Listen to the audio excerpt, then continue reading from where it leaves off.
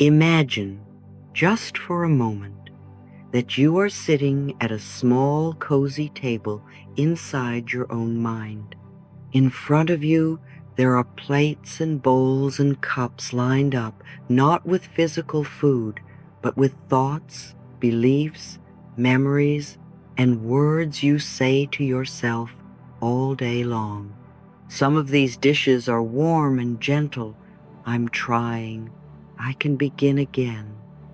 Life still has good things for me. And some of them are sharp and heavy. I'm not enough. I always ruin things. Nothing ever works out for me. Now take a slow, deep breath with me. And as you exhale, just notice, without judgment, what you've been feeding yourself lately. This is what I call mental nutrition. Just as your body cannot flourish on junk food alone, your soul cannot flourish on a steady diet of fear, comparison, and self-attack. Your thoughts are food for your inner being.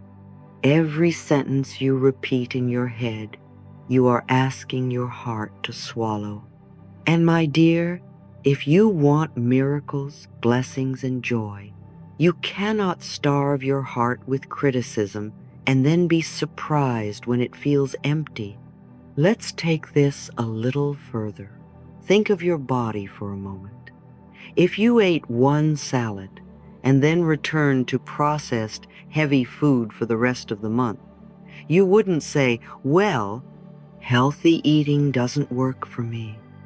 You would understand that health is created by what you do regularly, not occasionally. Your mind works the same way. One positive thought in the morning cannot balance a whole day of silent self-abuse. One loving affirmation whispered once a week cannot undo thousands of fearful what-ifs running in the background. The universe responds not to the one sentence you force yourself to say, but to the overall diet of your thinking. Are you feeding yourself clean, mental food? Most of the time, thoughts of love, gratitude, forgiveness, trust, hope? Or are you living on mental junk food, self-criticism, resentment, comparisons, worst-case scenarios?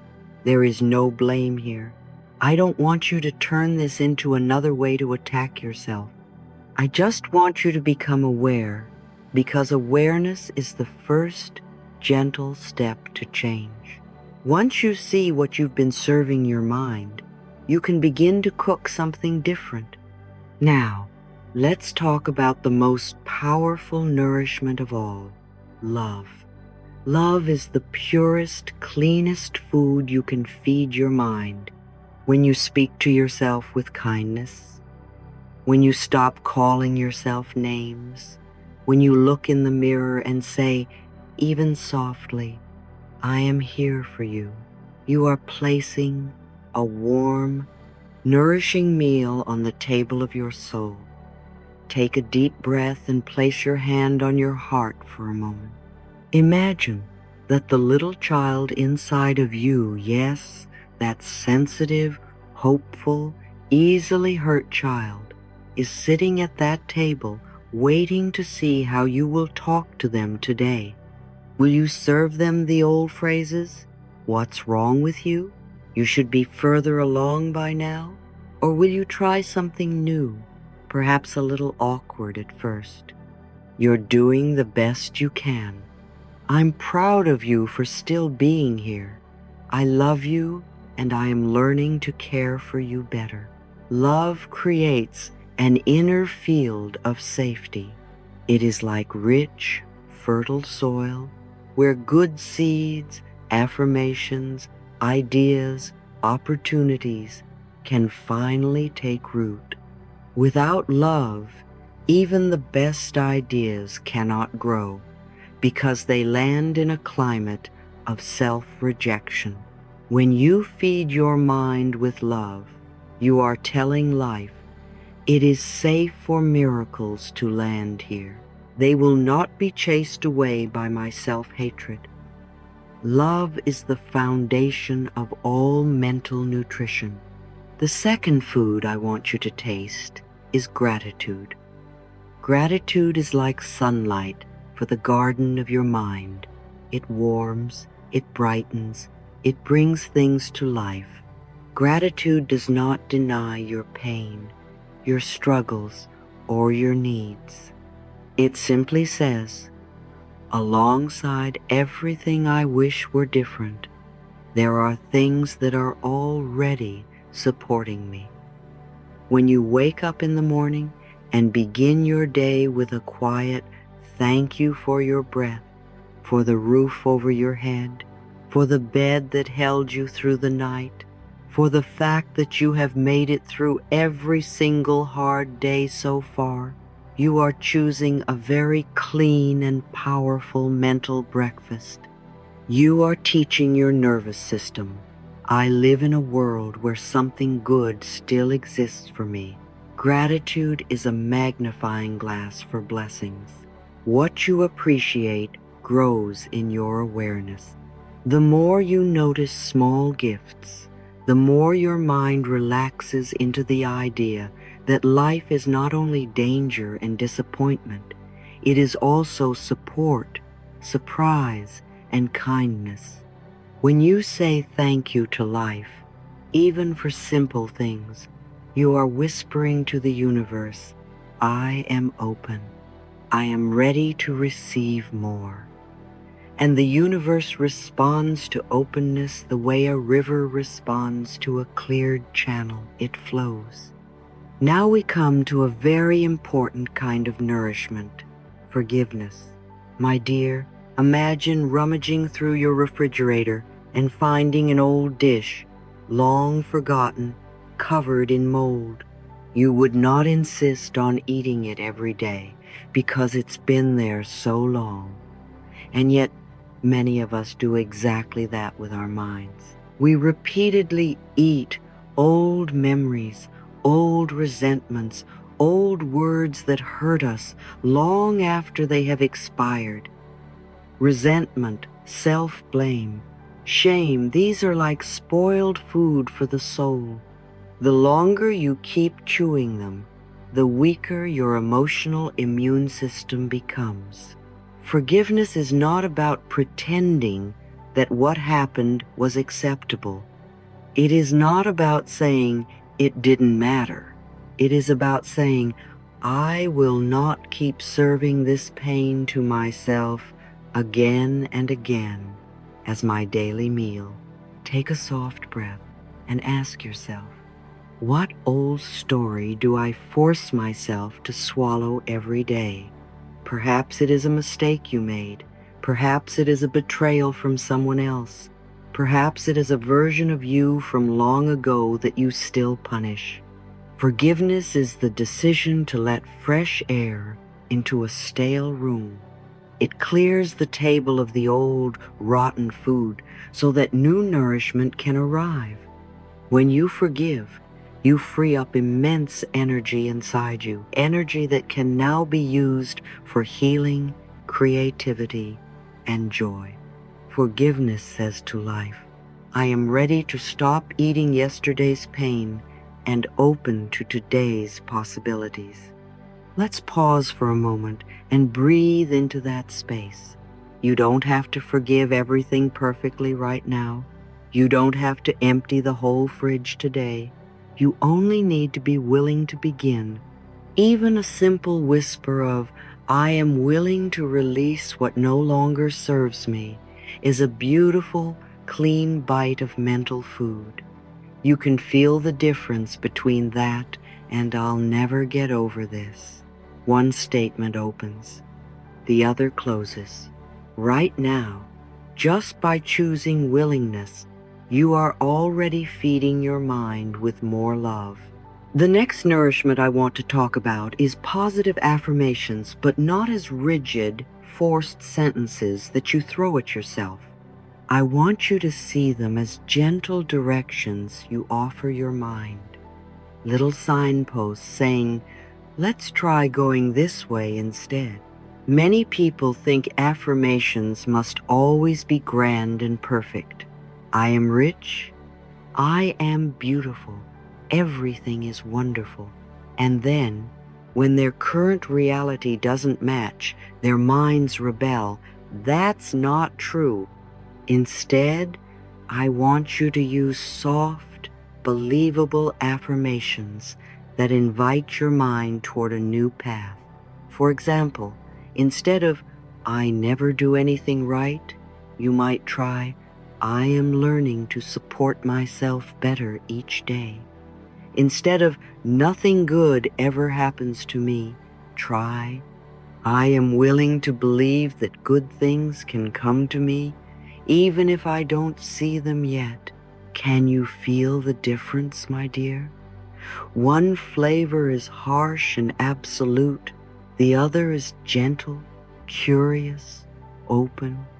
Every time you repeat a loving affirmation, you are offering your mind a clean meal. You are saying, here is a new recipe, a new taste. Let's see how this feels. Over time, repetition becomes power. Just as a body changes when you feed it differently day after day, your inner world changes when you consistently give it kinder words. The affirmations are like tiny daily vitamins for your soul. They may seem small, but they accumulate. Now, let's add something very beautiful to the plate: joy and playfulness. So many adults live on a mental diet of seriousness, pressure, and self-demand. I must fix everything. I must be better. I must work harder. There is no room for laughter, for silliness, for softness. Yet joy is one of the most healing foods you can give your mind. Joy tells your nervous system, it is safe to relax for a moment. It is safe to enjoy being alive. This doesn't mean ignoring your responsibilities. It doesn't mean pretending everything is perfect. It means allowing little pockets of lightness into your day. A song you love, a small dance while you tidy the room, a silly joke you share with a friend, a moment where you look at the sky and smile for no reason at all. These are not trivial, my love. They are micro meals of happiness. A mind that remembers how to play is a mind that can see solutions, that can recover from stress, that can receive creative ideas. If everything is heavy, the mind becomes rigid. If there is some playfulness, the mind becomes flexible, and flexibility is what allows miracles to enter, because miracles rarely come through the door we are straining at. They slip in through the window we left open when we laughed. Let's talk about gratitude and joy together for a moment, because they are delicious when combined. Imagine you take a short walk and decide, just for those few minutes, to mentally say, thank you for every small thing your eyes land on. The tree, the light, the sound of a bird, the fact that you can move your legs, the fact that your heart is still beating. As you do this, notice how a quiet smile begins to form. Maybe not on your lips yet, but inside your chest. This is gratitude feeding joy. And then perhaps you let yourself hum a tune or remember a funny moment from your childhood. That is joy feeding gratitude. Together they shift the whole flavor of your inner climate from gray to soft golden. Miracles love soft golden climates. They don't need everything to be perfect. They just need you not to be attacking yourself with every breath. Now I want you to gently place your hand on your heart again and close your eyes if you can. Take a deep breath in And as you exhale, imagine you are clearing a table inside your mind. You are removing plates of harsh words, old grudges, constant fear stories. You do not have to know how to get rid of all of them. Just see yourself moving a few of them to the side. In their place, you begin to set out new dishes. A bowl of loving thoughts, a cup filled with gratitude, a plate of forgiveness, a little dish with soft affirmations, and a bright, sparkling glass of joy. See your inner child sitting at this table, watching you. See the surprise in their eyes as they realize you are finally feeding them something kind. And hear yourself say softly, I am learning to feed my mind with love. I am learning to nourish myself with thoughts that heal me, not hurt me. You don't have to get it perfect. You only have to keep offering better food day by day. You are not at the mercy of whatever thoughts appear in your mind. You are not doomed to keep repeating the old menu you inherited from family, society, or past pain. You are the cook now. You choose what you stir, what you taste, what you serve yourself over and over. When you forget, you can begin again at the very next thought. That is the beauty of mental nutrition. Every moment is another chance to choose a cleaner, kinder bite. So as you move into the rest of your day, remember this. Love is your foundation. Gratitude is your enhancer. Forgiveness is your cleanser. Affirmations are your gentle guides. And joy is your sweet dessert. Feed your mind with these, and you will begin to notice quietly at first, then more clearly, that miracles, blessings, and joy are no longer faraway dreams. They are the natural harvest of the inner garden you are tending, one loving thought at a time. And now, my dear, let's explore this together. I want you to really feel this, not just understand it with your mind.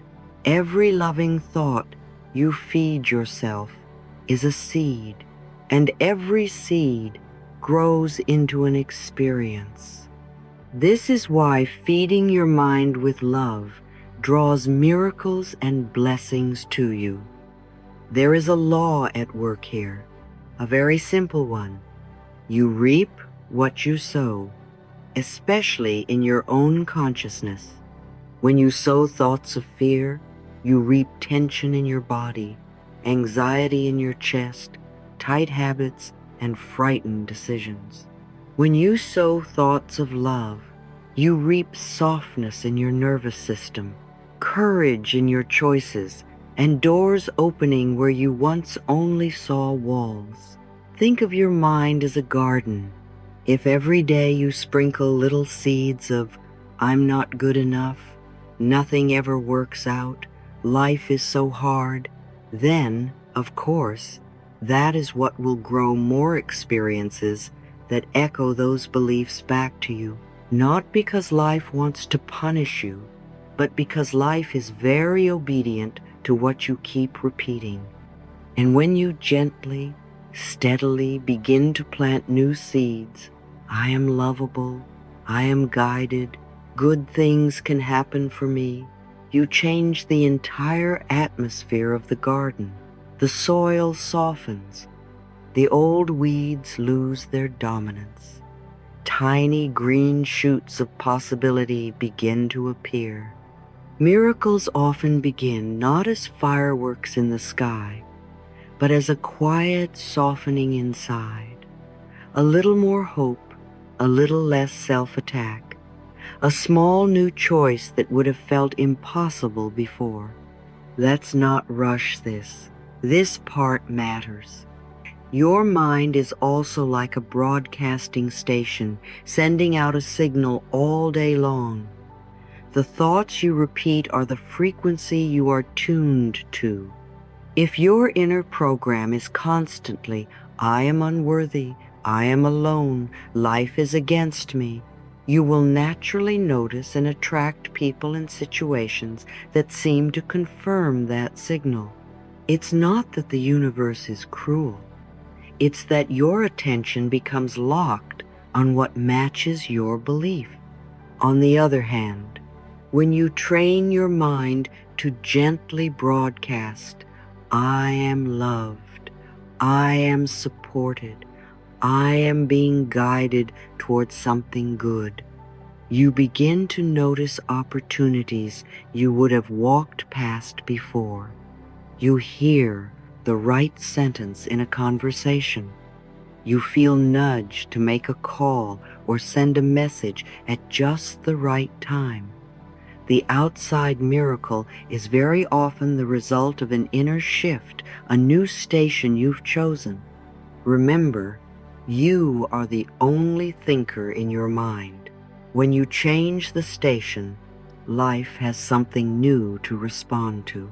Miracles are not just strange events that fall from the sky. They are also the natural outcome of a mind that is no longer at war with itself. Miracles love to land in a heart that says, maybe good things can happen for me too. I want to speak to that part of you that is tired of struggling. My dear, miracles are not only events, they are states of being. A miracle is what happens when you stop pushing against yourself. Stop rehearsing the same old story of your unworthiness and begin to open to the possibility that life might actually be on your side.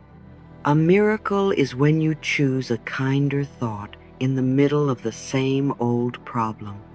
A miracle is when, instead of assuming the worst, you whisper, "Perhaps I am being redirected, not rejected." When you feed your mind with love, you soften the inner resistance that has been blocking the flow of blessings. You stop slamming the door on yourself.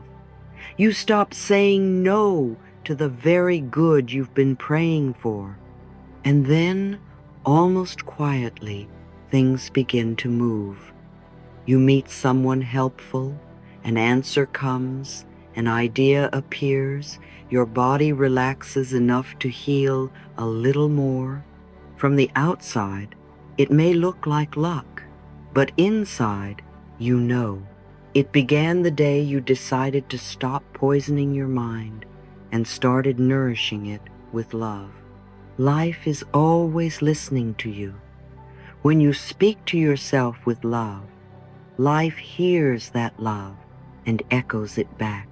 So where do we begin?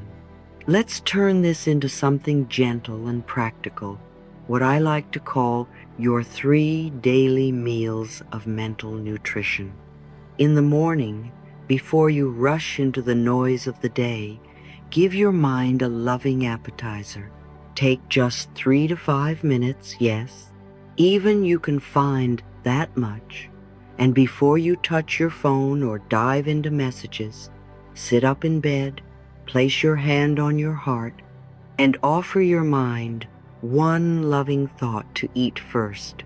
It might be, "Today I feed my mind with love." It might be, "I am safe and life loves me." It might be, "I am willing to see today as a new beginning." Choose one and let it be the first flavor your consciousness tastes. Then you can add a little side dish of gratitude. Write down 3 things you are thankful for, even if they seem small: your breath, your bed, your ability to begin again. This morning meal tells your subconscious we are starting from love, not from panic. It sets the tone like tuning an instrument before you play the song of your day. Now, as the day goes on, Your mind will get tired. That's all right. At some point, you will feel overwhelmed, irritated, or discouraged. This is the perfect moment for a mental snack. When you notice yourself spiraling into stress, pause for 60 seconds. Yes, just 1 minute. Put your feet on the ground, take a slow breath, and ask yourself, very honestly, what have I been feeding my mind in the last hour? Have you been swallowing thoughts of, I can't keep up, nothing is working, I am failing? Without blaming yourself, just notice. Then gently offer yourself one kinder sentence, the way you would pass a small piece of fruit to a hungry child. It could be, I am doing the best I can right now. It could be, I can pause and reset. I don't have to punish myself. This is not pretending everything is fine. This is choosing not to add self-cruelty on top of a difficult moment. Even a single compassionate thought in the middle of the day can change the way your body feels and the decisions you make next. You are interrupting the flow of junk food and giving your mind something nourishing to chew on. And then, my dear, there is your evening dessert, the last sweet bite your subconscious will digest during the night. Before you fall asleep, your mind often replays the day. Many people use this time to binge on emotional leftovers. They rewatch every mistake, every awkward moment, every harsh word. No wonder they wake up tired. Tonight, I want you to try something different. Just before you sleep, take a moment to remember 3 times in the day when you chose love, even in a tiny way. Maybe you spoke gently to yourself instead of scolding. Maybe you took a breath instead of snapping at someone. Maybe you allowed yourself to rest for 10 minutes without guilt.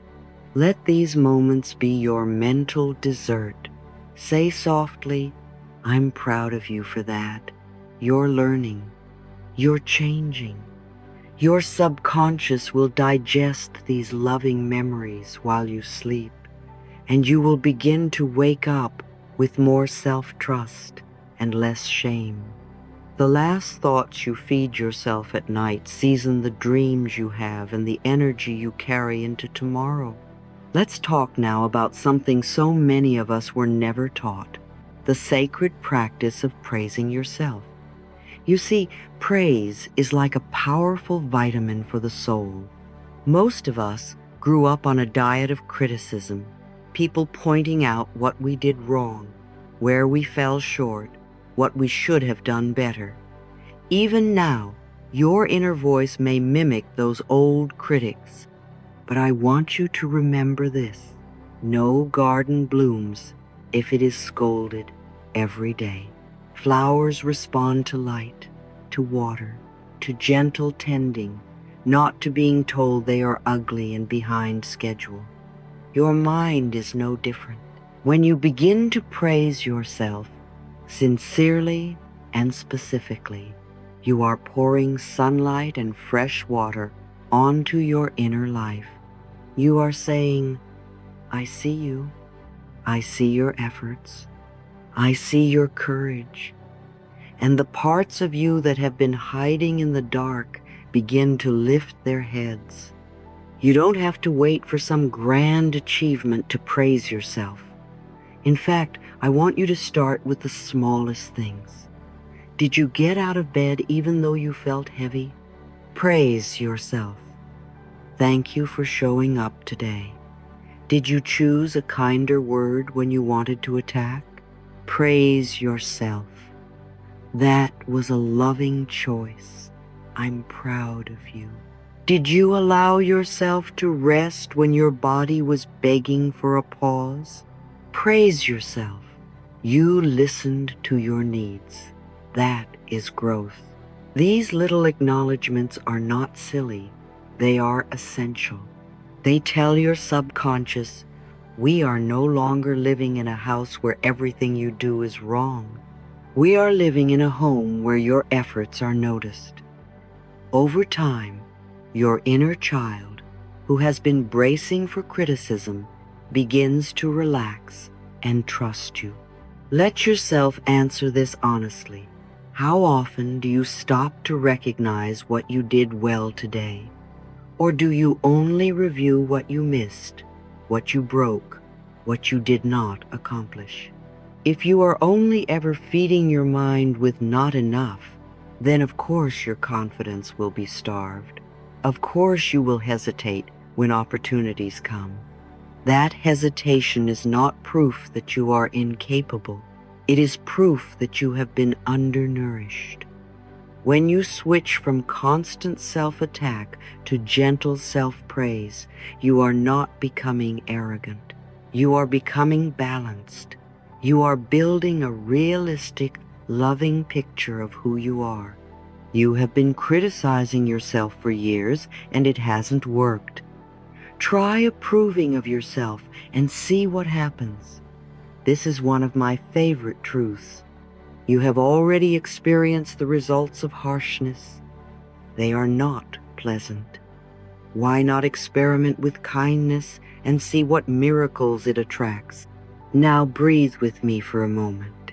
Inhale, and as you exhale, imagine you are pouring a golden light over your own mind, like warm honey over a tired heart.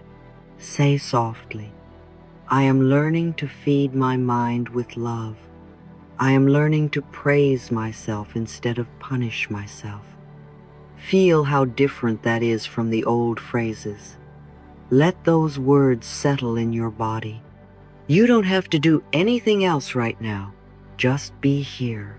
You are retraining your inner world, one thought at a time.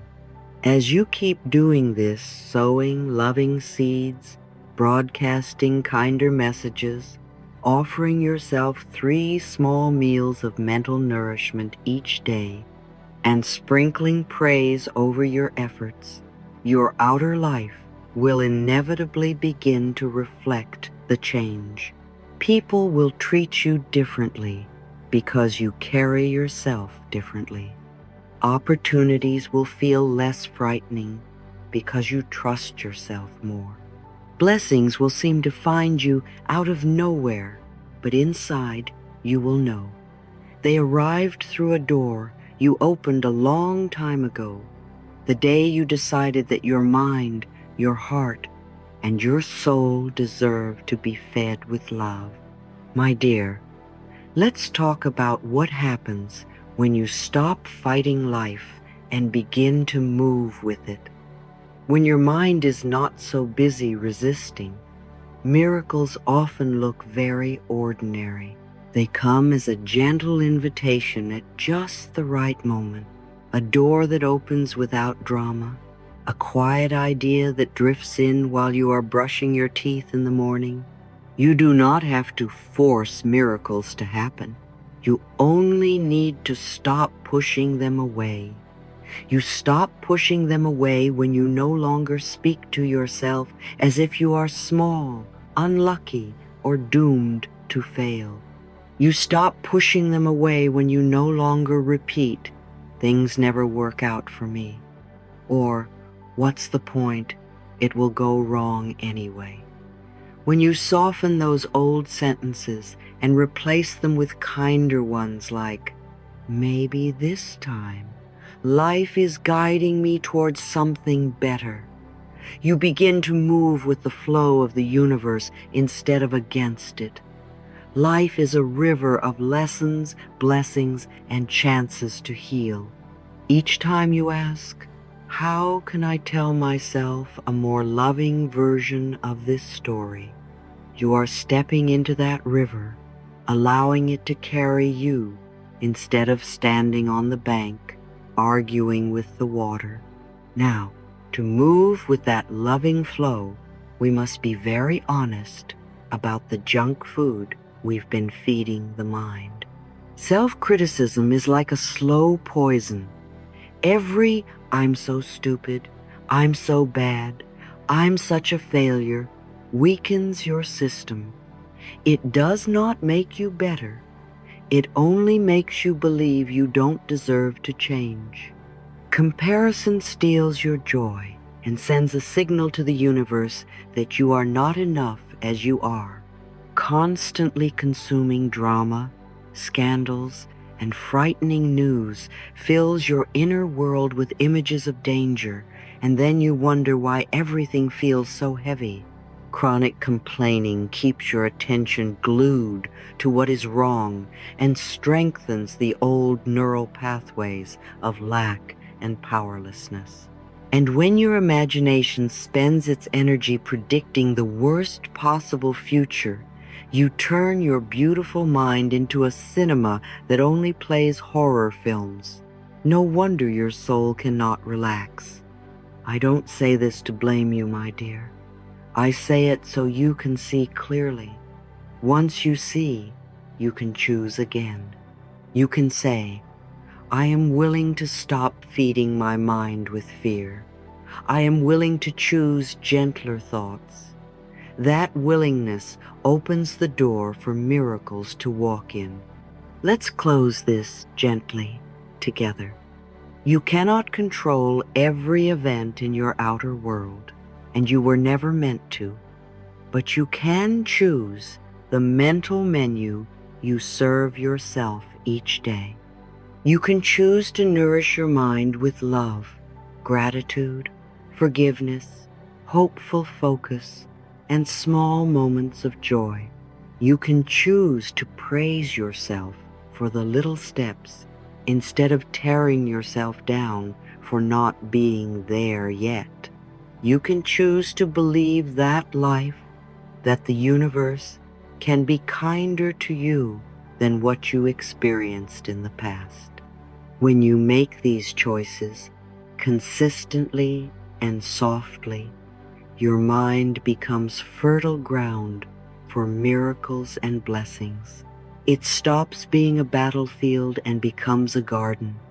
And in a loving garden, good things grow naturally. So let us affirm together, very simply, I choose to feed my mind with love. I choose to trust that the universe is on my side. I choose to become a place where miracles feel at home. Let those words settle in you. You are doing better than you think, my dear. Your mind is already changing. Your life will follow.